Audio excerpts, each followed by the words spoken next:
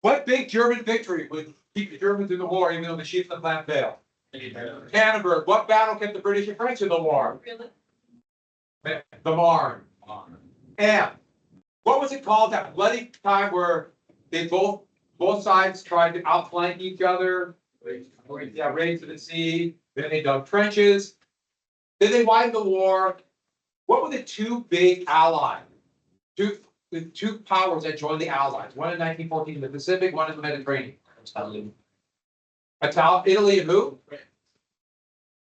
Japan, yeah. What was the big empire that joined the Central Powers? Ottoman, even though they were relatively weak, it's a huge empire. And so, let's go from there. Can we get to the fronts? Can I show you the different fronts? Can I show you this? Is that where we quit? It's here? Yeah. So, you might have heard the term battlefront or fronts. Those all came out of World War I with this mass armies. And soon you're going to have very distinct fronts, where the enemies, basically, were stalemated along the Western Front, the Russian or Eastern Front, and just listen to this. The Balkan Front, the Palestinian Front, the Mesopotamian Front, the Caucasus Front, and the Romanian Front. You get the point there. Have all these different fronts. And if you ever heard of like a cold front moving in or warm front moving in, meteorology took that from World War I, where a hot air mass and a cold air mass came together. It was just literally being invented in World War I, so they started using a front like war front. And on the Russian front, the Germans had a massive victory. The Germans and Austrians, right about here in present-day southern Poland, decimated a Russian invasion force at Tarnow and Gorlice. It was such a decisive victory that the Russians would eventually pull back all the way to this line, giving up thousands of square miles. We're talking hunks of what it's going to be now: Russia, Lithuania, Estonia, Poland, Ukraine, and Slovakia. Just a massive defeat. In fact, by all rights, the Russians should have stayed out. And the Germans, they didn't push any further. They didn't have enough men to hold it all. So they got right to this line, but the Russians stayed in the war. This would be their doom. On the Italian front, the thought was Italy could attack the southern flank of Austria, weaken them, allow for an offensive with Russia. Italy could get the land that they claimed. But the problem is, you can see from these pictures, this is in the Julian Alps. Some of the most majestic, the amazing mountains, peak to size 14,000 feet. And the river valleys are sometimes 2,000 or 3,000 feet. Just plunges into these dramatic valleys. I've never been there. I wanted to go this year. I've been here, but not all the way up here. So I guess it's just stunningly beautiful. But you can imagine how difficult it would be for the Italians. They tried 5 different times at a place called Caporetto on the Isonzo River to try to smash their way through the Austrian lines and failed each time.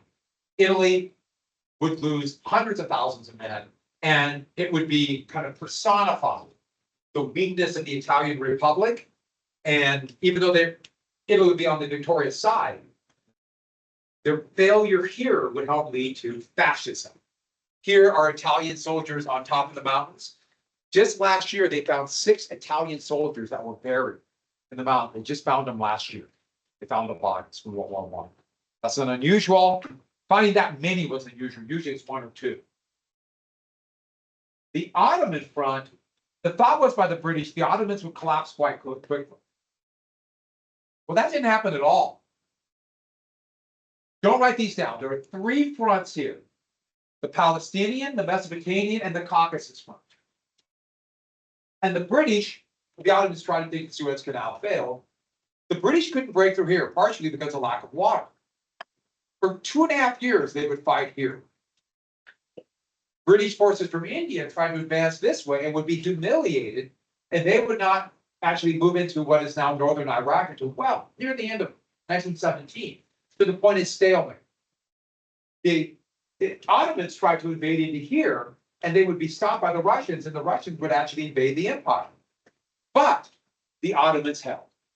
The thought was the Ottomans would collapse, even though they didn't do well here, held out here better than anyone thought. Because they were doing so well, the British began to talk, conspire with Arabs within the Ottoman Empire. So Arabs are a minority population within the Ottoman Empire, basically living in this area here. Not completely, but this Semitic region right here are Arabs. And beginning at the end of 1916, the British helped the Arabs revolt. They sent them weapons and some leadership, most famously Major Thomas Edward Lawrence. You might have heard of Lawrence of Arabia. He would help this Arab revolt. But the big thing is, this is what we have to get. They promised the Arabs independence. They would have an independent Arab state, probably the capital in Damascus. That's what they were promised. And so their guerrilla actions against the Turks would be the Ottomans was quite effective. Cutting off the main rail line shown right here. But were they given their independent state? Absolutely not. Britain and France would carve it.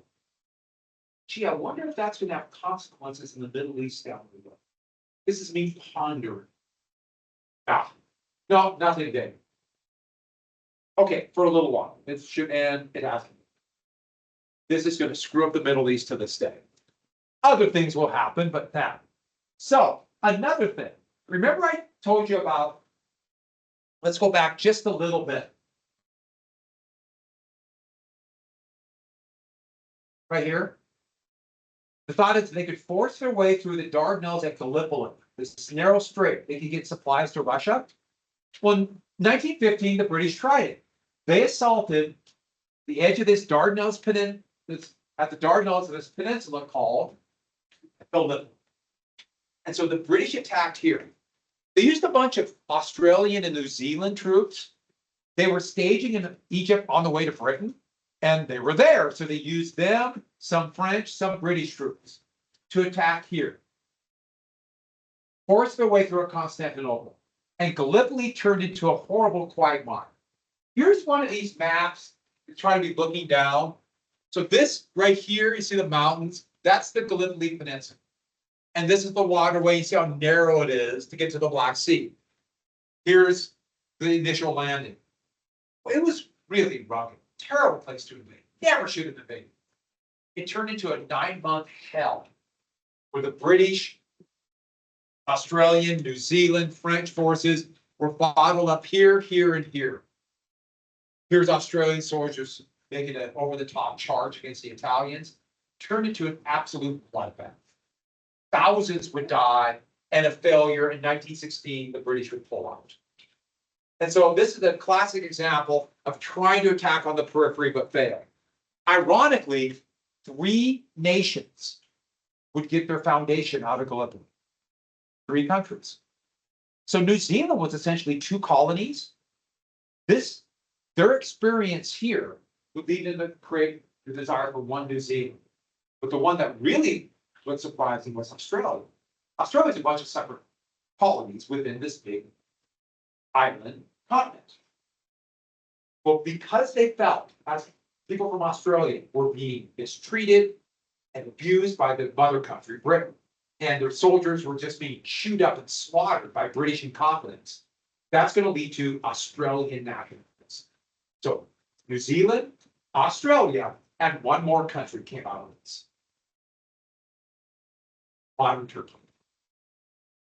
After the Ottoman Empire collapsed, Kemal Atatürk, I'm saying a little bit wrong, but I'm trying. He'd be one of the heroes of this battle.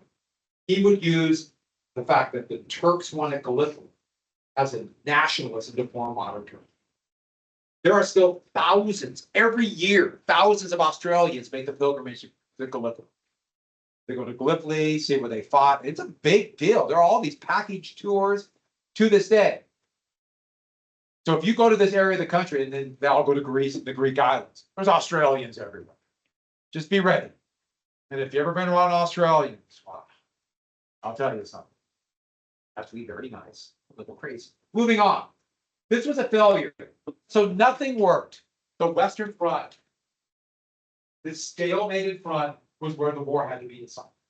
They would try other places, but it had to be decided there. There are French forces right there. They're in a irrigation ditch. But soon that would become trenches. That's 1914. And so this stalemate, very quickly, what is it called where you kill so many of the enemy, you make them suffer so much they quit fighting? Attrition. Well, it devolved into trench warfare and attrition. That's supposed to be trench if you cut off. I can't get rid of it. But anyways. Horrible, bloody, awful war. So by 1915, trench lines would spread. Here's kind of one of these generic schematics. So you can really see the different trench lines. So you have the main front line trench. And this trench would either be a defensive trench or a trench that is built to quick go over the top and attack. And then you have secondary trenches. These trenches connecting them are called communication trenches. And you'll notice a couple things. First off, the trench line is not straight. You notice that? Here is actual trench line. That's taken from an observation balloon from about 15,000 feet. So they used observation balloons in the war all the time. They get really high, which is cold and miserable, and they lack of oxygen, really cold. And there's another problem. The observation balloons use hydrogen. You see the problem?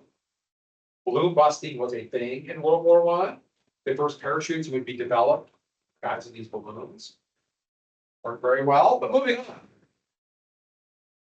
They're not straight for a couple big reasons. First off, if they're diagonal, that's more space to put more in. Make sense? Secondly, if an enemy does take the trench, they're kind of isolated in one of these little curves.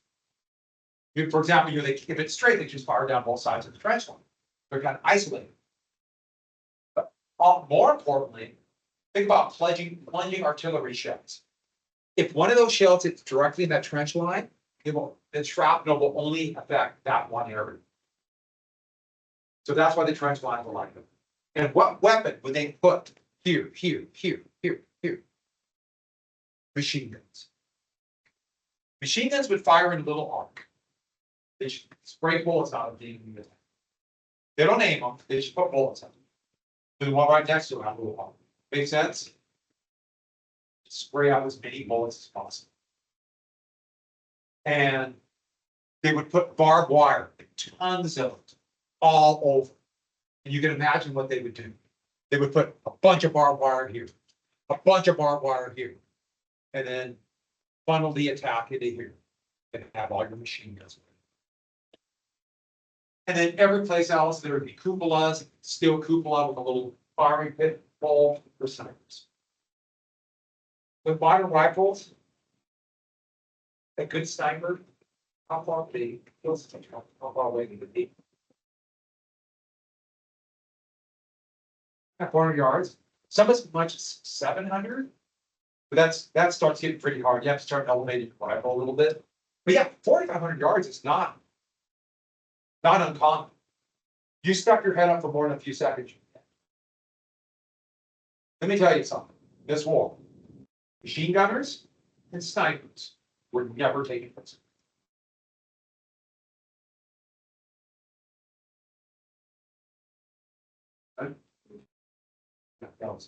They tried to swim with a shot. They hated them so much. So the Germans, remember, they're going to hold out. So this is a German or French line. One of these is German, one of these is French, right? They're going to dig deeper, more elaborate, more sophisticated trenches. The French don't want, in fact, they would order their men not to improve their trenches. Because the French had to get out of their trenches, cross no man's land. Remember we talked about that in the Civil War? To drive the enemy out. So which trench is German? Makes sense, right? You can really tell it's much more elaborate. And it would kind of infuriate the French and the British, and then the Americans, and the Belgians, and everyone else. So that's a little couple scenes of trench life. Those are British dead in the trench after the Germans took it in 1918. Those are Germans on the assault. And that's a pretty dramatic picture. Look at them. Look at the terrain. Just ruined. See these? They were metal poles they would drag in, had little loops in them, and they would screen barbed wire. A lot of the preliminary shelling before a battle would be trying to blow up the barbed wire, try to knock it away, but usually it just made a bigger jumbled mess. And that's an American soldier. He's probably posing for the camera. No one's going to peek out of the French.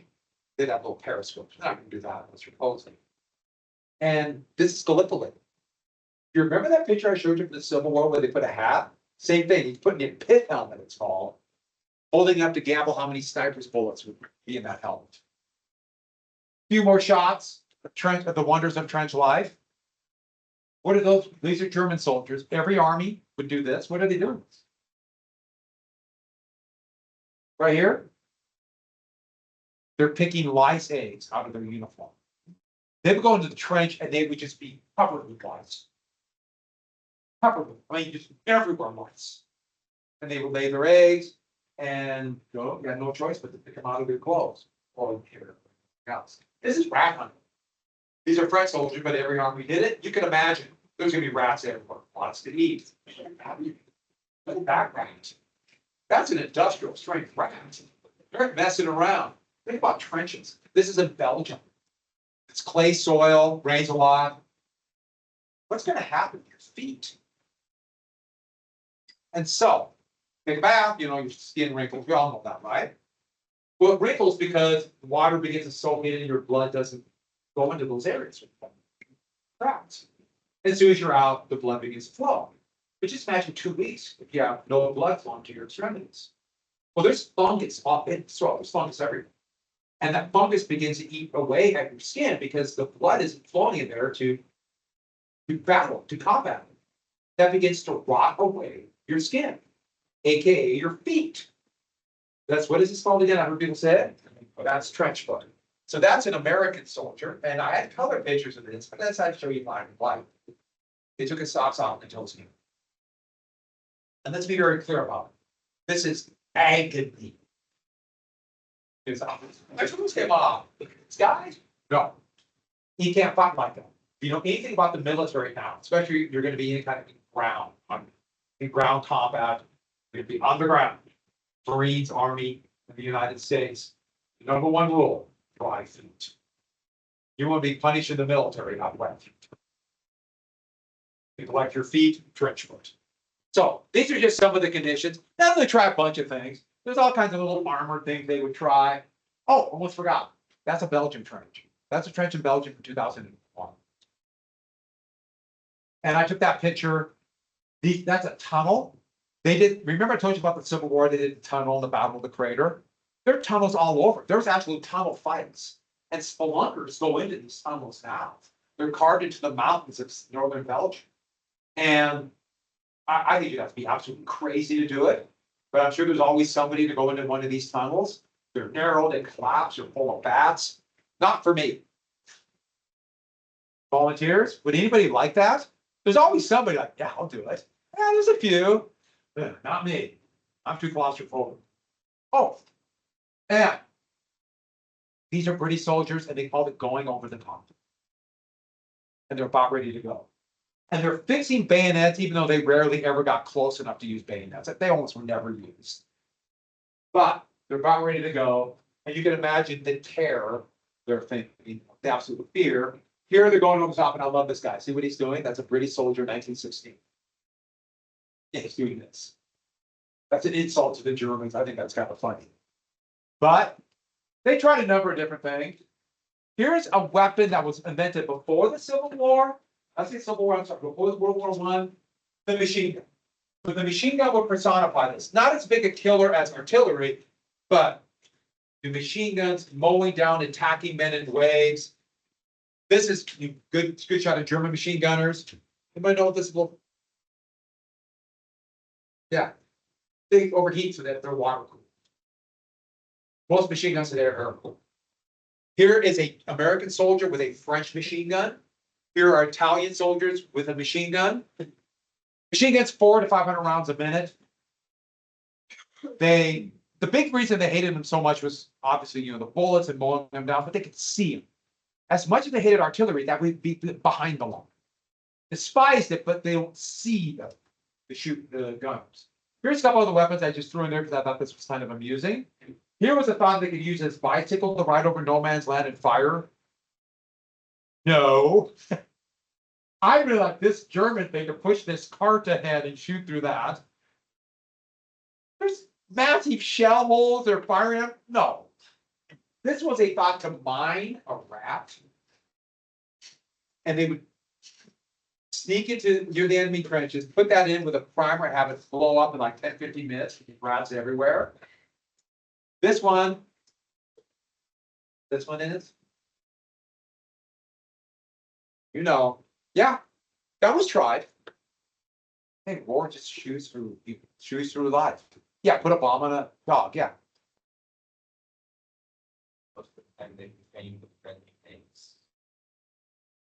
Oh yeah, they never worked. They never. But they tried it a few times. Then the Russians tried in World War II to call under German tanks. They also tried dolphins, used dolphins to put a mine on and to get it blown underneath ships. I know, just horrible.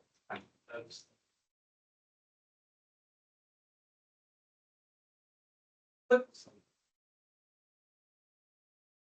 women can certainly fight, but yeah. Yeah, but dogs are a little different because women and children are also human and not being used. But yeah, but they've always done that. And I just thought this is another one of the gas masks. I just find this fascinating. The main weapon though, modern artillery. We talked about this before, so we're not going to go into detail. But artillery, as the war went on, got more and more deadly. Soon they're going to have better fuses to explode and better, be more accurate. They use different types of barrages. They called it the creepy barrage, where they would move it slowly forward and have your advanced forces follow behind it. And this is the big killer in war to this day. Even though I tell you what's happening now in Russia and Ukraine, the last 6 months, the biggest killer now is drones.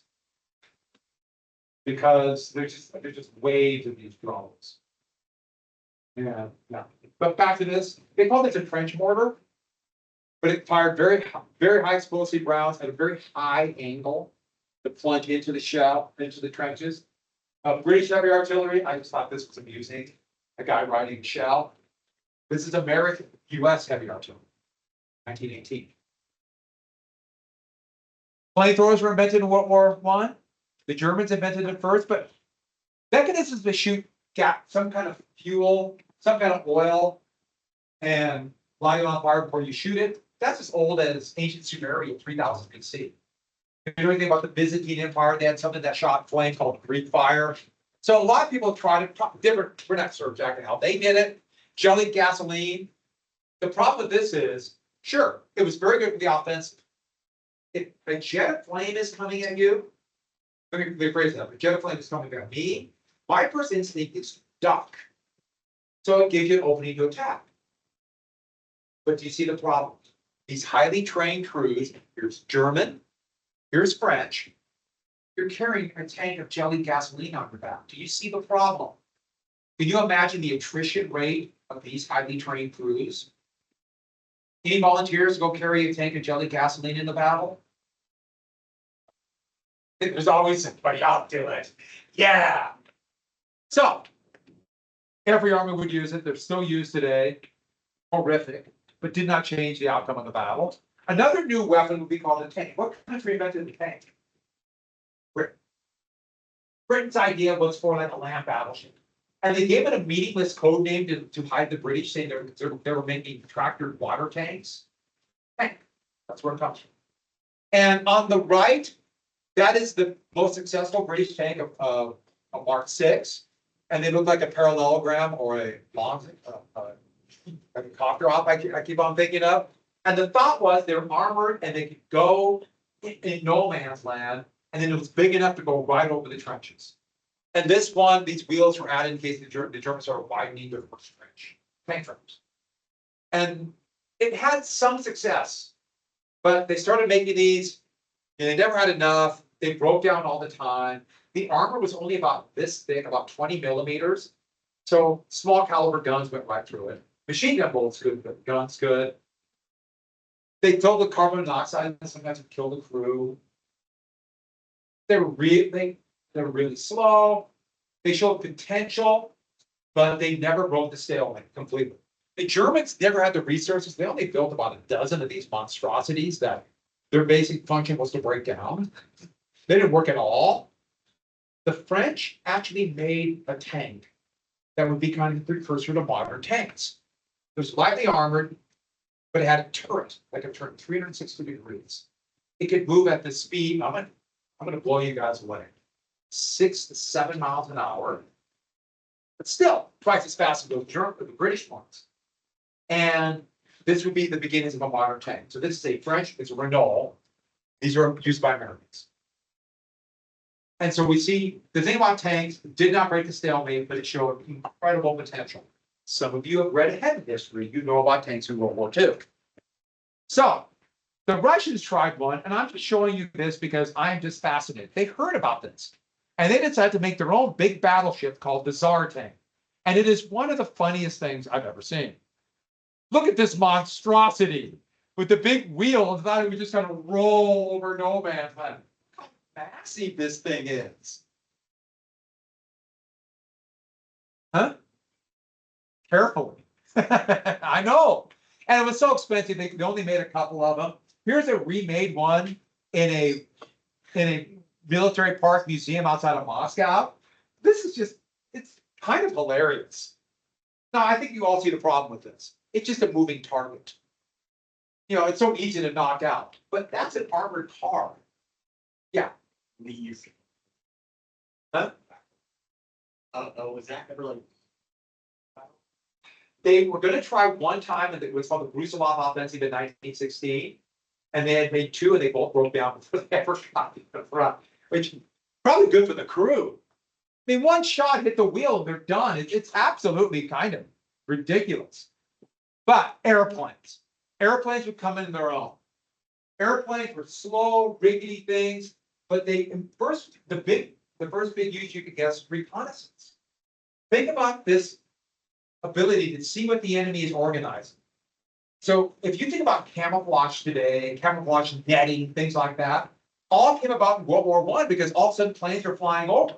At first, if let's say a French plane and a German reconnaissance plane passed each other, they would salute each other. But you could guess what's going to happen. Soon as the plane's flying over, there's a big concentration of enemy soldiers. Maybe I should drop some grenades. They'd already talked about bombers, but that'd be the beginning of bombers. And then they start taking pot shots at each other. And wouldn't you want planes that knock down the reconnaissance planes? Fighter planes. And fighter planes begin very slow. Technology took a long time, but by 1918, there were fleets of 1,000 fighter planes fighting each other, which must have been absolutely spectacular to see. And let me explain why. So these are four of the most famous planes of World War I. So the company is called Fokker. This is a Fokker DR-1. It's a tri-wing. It's down.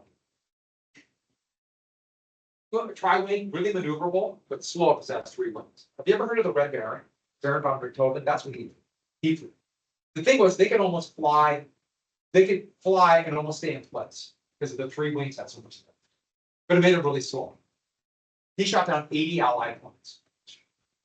And Ace shoots down 5, which is almost impossible. He shot down. The next plane, a Fokker T-7, best plane of the war. That's a German plane. This is the most famous British plane, a very good, it's called the Sopwith Camel. If you know anything about Snoopy and Peanuts, you know, and he flies the Sopwith Camel. And if you don't know, oh, you got it. And this is the most famous French fighter. This was the Americans. SPAD-13.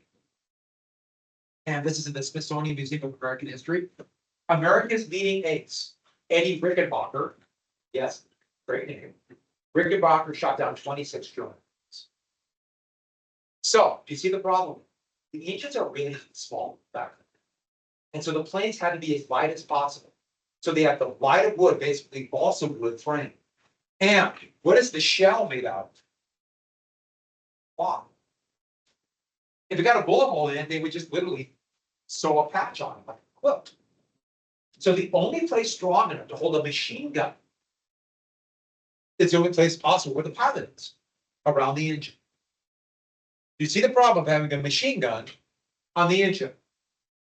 So the big problem was they could fire a few times, but they'd eventually shoot the propeller off and then land very fast. The French started putting steel plates on the inside of the propellers. So when they fired, the bullets would, yeah, that's the problem, right back in their face. At the end of 1916, the Germans came up with a mechanism that tied the engine to the machine gun. And every time the propeller came up, that instant, the machine gun wouldn't fire. And once they came up with that, all of a sudden fighter planes were going to kill the pilots. And yeah, and overnight, they became working. And that's when you went from 2 or 3 fighter planes to thousands. Because of course the Allies fought. I think World War I planes are really cool. I like World War II planes. We'll come back to bombers in a second. So now, even though we have weapons and other weapons, how do you break the stalemate? How do you break? That's a Russian map right there, showing the various parts of the war. And now we're talking strategic or long-term goals. Everyone got that strategic? On tacticals on the battlefield. They can't win a tactical victory. They can't counter the enemy, swing around their flank and win. But even after Tannenberg and Tarlow and Bernice, the Russians stayed in the war. How do you win? How do you break the stalemate? Then you need strategic planning. How do we knock them out? Yes. Well, like, there's like, and why aren't they, people are being sponsored out really hard. Oh, we do this, this many people. They did it all in 1950. By 1916, they were trying. But they still had all the problems of supply. And then what if the Germans have do a spoiling attack in the middle of it? They would try in 1916 and 1917. The Allies, that's a really good point. The Allies really didn't start cooperating until they picked one commander. That wouldn't be till 1918. And they finally picked a very competent French general who command all US, British, General Marshal Foch. So, these children should tell you something of what's coming. Remember, everyone's mobilizing their entire time. And I mentioned this before. They're mobilizing all the production. They're mobilizing all the transportation, all the farms, all the workers, mobilizing it for war. Aren't they a target? They are now a target. So we have the Eastern Front, the Western Front, the Mesopotamian Front, the Italian Front, and a new front, the Home Front. Let's target civilians. And so World War I, civilians were targeted. Technology changed by World War II, they're even a bigger target. Those are British school children in 1940. Assuming if the Germans start doing mass bombing of the cities, they'll use gas. So they're preparing for a gas attack. So all little kids have to carry around the gas amounts. Now, as it turned out, gas was such an ineffectual weapon, neither side used large amounts of it, thankfully. They used other incredibly horrific weapons, so I think some of you already know. So, this is total war. What American general did the March to the Sea where he first introduced this? Yeah, General Sherman. But it's going to be dubbed the term total war by this man, the chief of staff for the commander of the German army at the end of the war. The commander was Paul von Hindenburg, the man who dubbed it Erich Ludendorff. And he presented it as we're going to break their enemy's will. We're going to attack their home front and break their will to fight. Because, once again, war is politics. And if we can't win on the battlefield, we need a political decision. Either the enemy finally decides we've had enough and they quit, sue for peace, or we knock out that government. And here's an example of the destruction of retreating German soldiers, but the idea is just leave waste, make it horrible, break their will to fight. So the home front became a new front in the war. And what Ludendorff is saying, and everybody would follow, no matter what they would say publicly, that means everybody at the home front is a legitimate target in this war. And how do you attack them? The long-term plan. Well, this is your long-term goals then. knock out their industry. So if you can knock out the factories like this munitions factory in Britain, they can't produce. But maybe even easier, just knock out their transportation. Or by the end of the war, oil was becoming such a crucial fuel to power this war. World War II, it's all about oil. If you don't have oil, you can't fight. If you don't have transportation, you can't fight. And knocking out factories is actually really hard to do. What do you feel then? Men and women can't do factory. And so that is the first long-term goal. It might not win the war today, but in 6 months, if they run out of oil, they're done. But think about World War II, because it was all about oil in World War II. Germany by 1945 couldn't train pilots. They could make planes, couldn't train pilots. Japan by 1944 couldn't train pilots. Why? They didn't have oil. It's all oil. Next, what's part two? Terror. Basically, think about the chance of being bombed from the air. One thing about terror, using terror as a weapon, you want this randomness of death. It could happen to anybody, or maimed, or killed, or people you know. That plunges morale, not just at home, but at the front. And think about it. The thought was, soldiers at the front might not want to fight anymore if their family was suffering at home. But the big thing is, if they can't protect you from death and maiming, and your morale is dropping, that will hurt the government. The government can't protect you. Why are we in this war? It's not worth it anymore. They cannot protect us. So this is a British home that was hit by German bombing. So German bombing was basically lobbing bombs out from 15,000 feet using a Zeppelin. They did it at night. They couldn't aim it. They only dropped a few bombs. It was just kind of random which house was hit and which house was not. And think how much scarier it is if it's just kind of just random houses hit with this. And we don't know what happened to all. They appeared to survive, and maybe others didn't.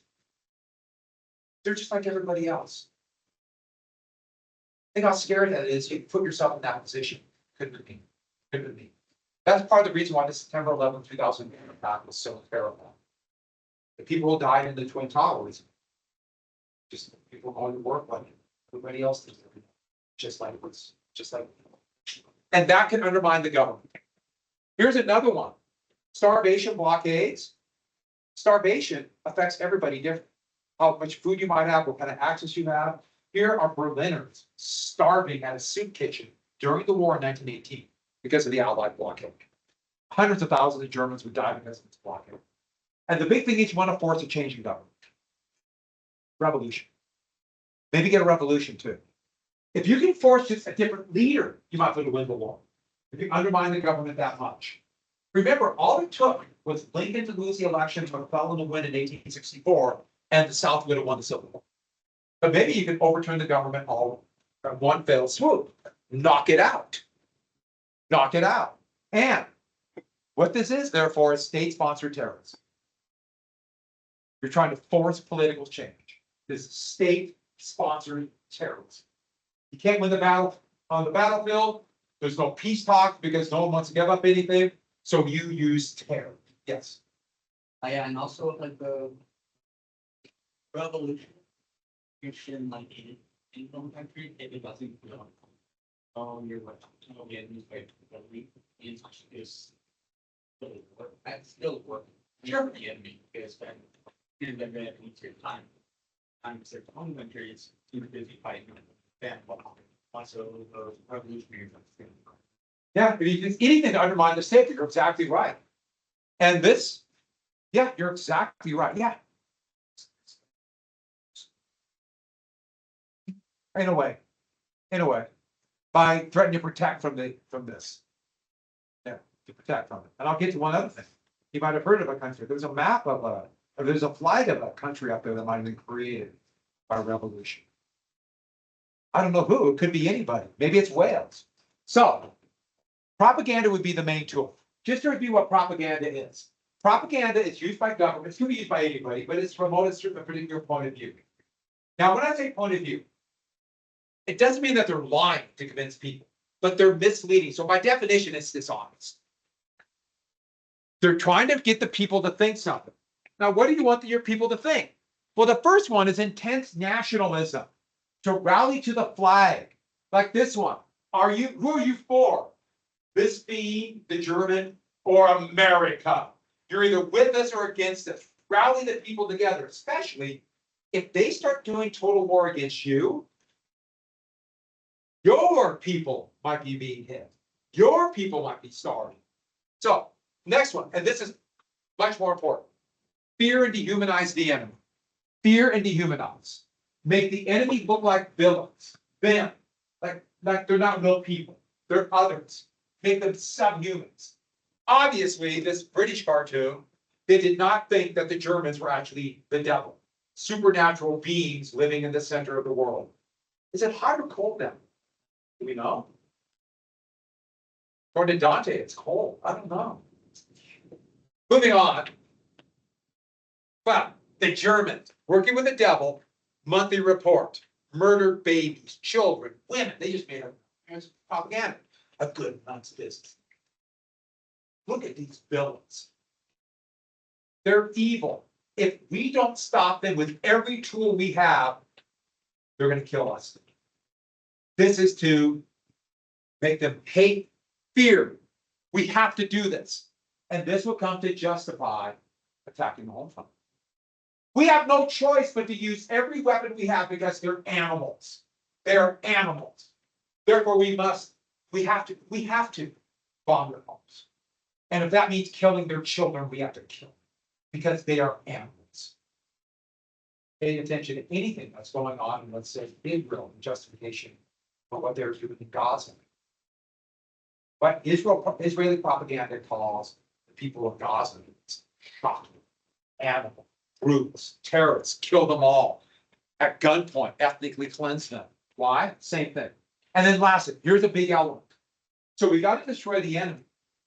But the enemy might be within too. What if they're spies?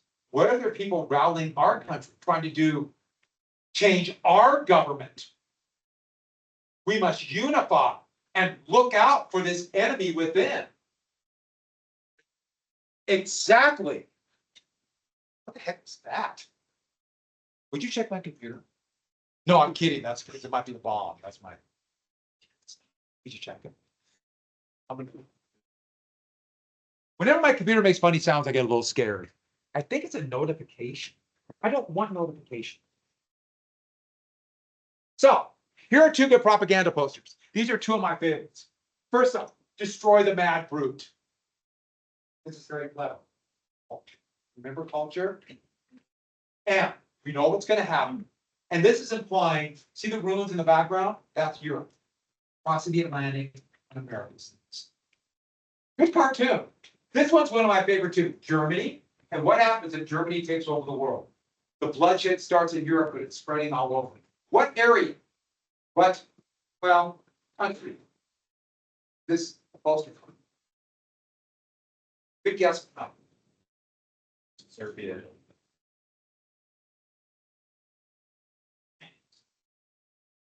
Because you have the Earth tilted, so you can still see Australia to apply the threats coming. I'll give you a couple more. Look at this bloody arm, the evil of the German U-boats. Here, tell that to the Marines. Huns kill women and children. Yeah, I'll fight. Look how evil they are. We have to join up. Here are two German ones. And you, looking back to the people, this is a really big one. Here's the idea: we must protect our people at home. Remember that whole Aryan German cultural superiority? That's 1918.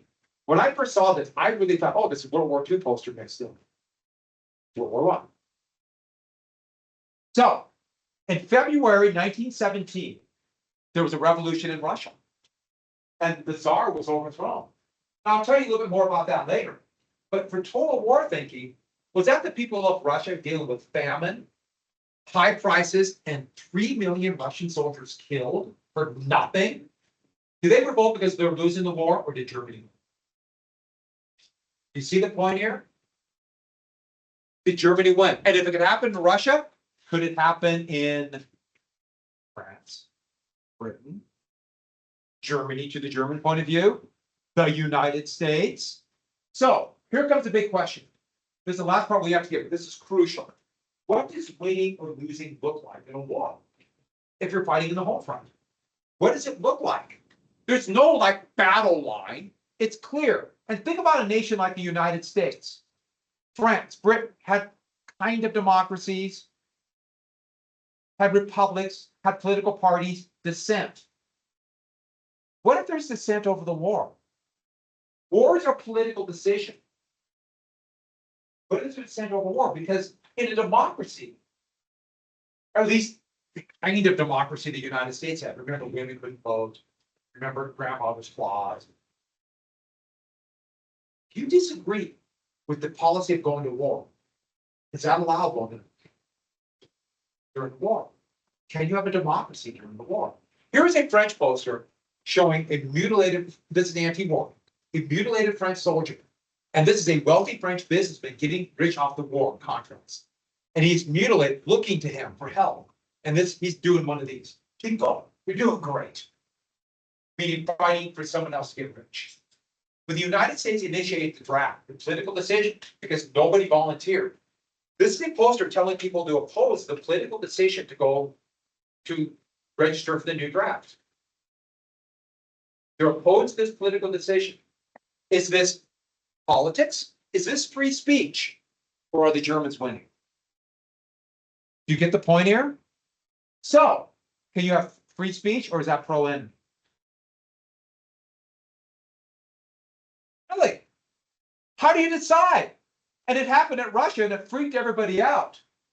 And what every country in total war demands social unity, conformity. They want everybody to act with the war effort. In the US, they called it social unity. Everybody together, nationalism for the war effort. And if you disagree, are you a traitor?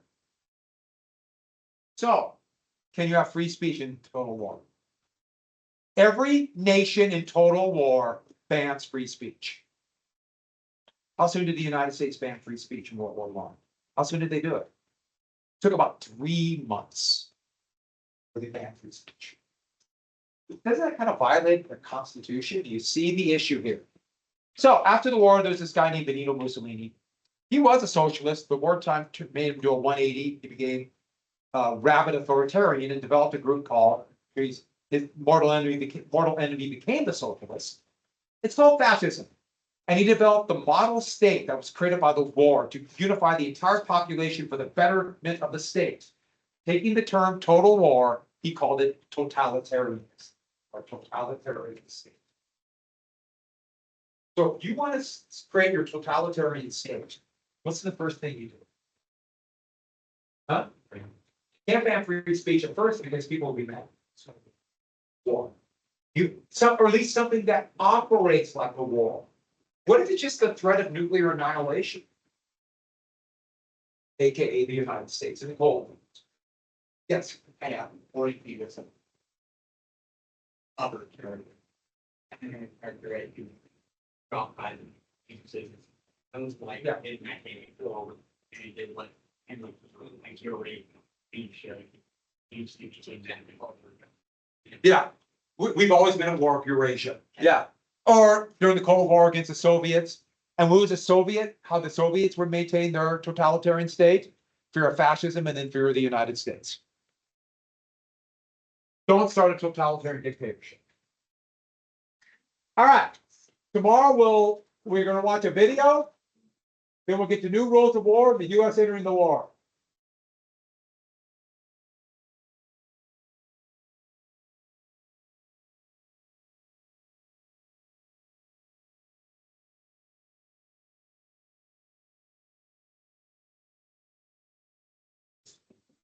I'm going to go look at the crashing economy.